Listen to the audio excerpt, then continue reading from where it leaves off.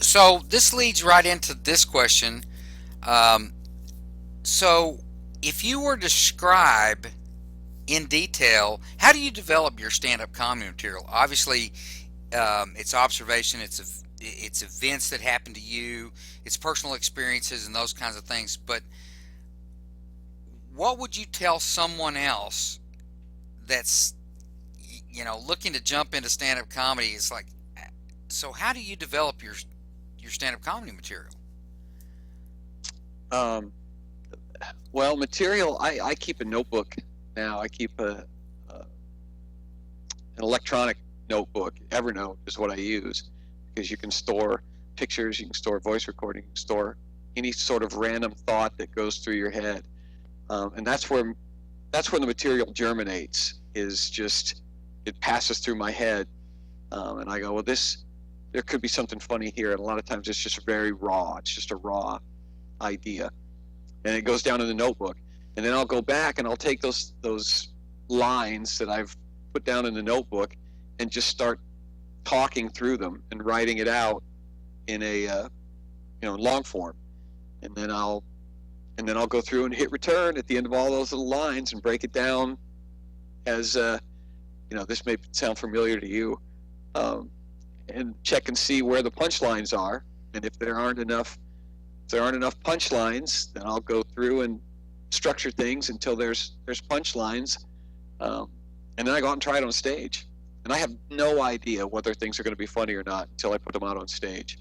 I have I have a Oh, set. come on, man. You've got to. I mean, when I was working the game before I retired from it, I got to a point where when I developed material, I knew it would work. Now, I didn't know that every single aspect of it would work, and usually every single aspect didn't, but most of it did.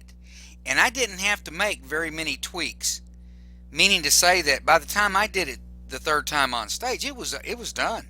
It was Yeah. over. Now, do you experience the same kind of thing? Sometimes it depends on. Uh, yeah, there are certain bits you can just tell based on the reaction that you've had in the past to other bits similar, in concept. And let's just be honest, there's a lot of formula in comedy. I mean, certain things work, and so you repeat those things, not word for word. You don't do the same joke over again. But I like to refer to this as structure as opposed to formula, because when you start using the term formula, it's like when people start using the term write comedy. They think that you write it like a book report instead of writing down what you want to say as a roadmap. Well, when you use the term formula, they think that it's take peg A and plug it into slot B and it automatically works. So, right. would you say that it's a structure thing? Yeah, well, there's certain structures, there's certain mechanisms that work, and they work over and over and over. And you know that for yourself. I mean, you know that just from your experience, what you've done, and it allows you to be able to repeat processes Right.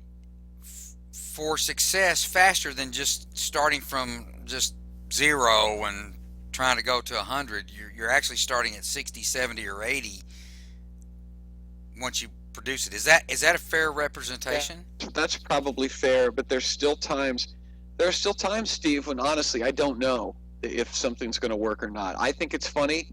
Um, I don't know if I'm going to be able to properly communicate it, if I'm going to communicate the essence of what I think is so funny to an audience.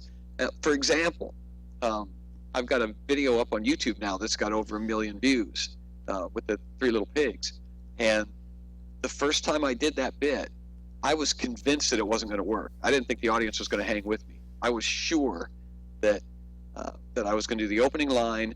They were going to stare at me. I was going to move their material. I was fully prepared to bail on that because I didn't know that it was. It turns out I was wrong. It works like crazy, but I didn't know that going in. Um, Right, right. Well, there, one of the things that I tell people is there's a measure of trial and error that's always going to be there. The whole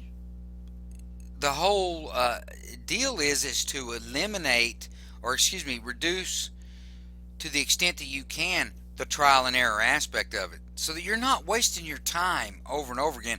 I mean, you've got to admit, if you were basically dependent upon just trial and error, trial and error, trial and error, you wouldn't be able to make headway with new material very quickly. No, no, you got to stay in the strike zone, and I hit more than I whiff now as a result of the my kid just came home from school. Yeah, I hit more than I whiff, but it's some of it is just knowing what works. And you and I have talked before about how you can't teach somebody to be funny. You either Right. and so whenever I have this conversation, I had this conversation with Jim Hope, a buddy of mine, a little while back. And you can only talk about comedy to a certain point, and then there's this ethereal, intangible something that you just know. Okay, I just know that what I'm supposed to do is say this, and I'm supposed to make this gesture, and then it'll be funny. But how do you tell that to somebody who doesn't, who doesn't have it? Well, a lot of people that ask the questions have never been on stage, so they don't really have a point of reference to even ask the right questions. You kind of brought that up before.